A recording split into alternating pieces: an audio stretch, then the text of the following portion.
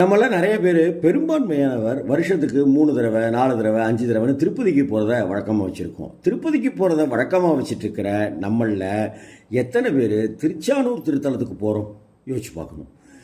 திருச்சானூர் திருத்தலத்துக்கு போயிட்டு வந்தால் தான் வாழ்க்கையில் திருப்பம் நடக்குங்கிறது அங்கே ஆச்சாரியர்கள் சொல்கிற மிக முக்கியமான விஷயம்.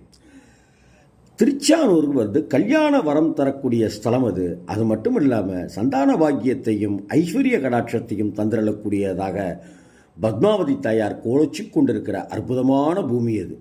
இந்த கோவிலில் கல்யாண வரம்னு சொல்கிறோமே, அங்கே கல்யாண வனம்னே ஒன்று இருக்குது. அந்த கல்யாண வனத்தில் பத்மாவதி தாயார் கல்யாணத்துக்காக மஞ்சள் அரைத்த எந்திர கல் ஒன்று இன்றைக்கும் தரிசிக்க இருக்கு. அந்த கல்லையும் பத்மாவதி தாயாரையும் வணங்கி வந்தாலே கல்யாண வரம் சீக்கிரமே கிடைக்கும் அப்படிங்கிறது நிறைய பேர்கள் சொல்கிற ஆச்சரிய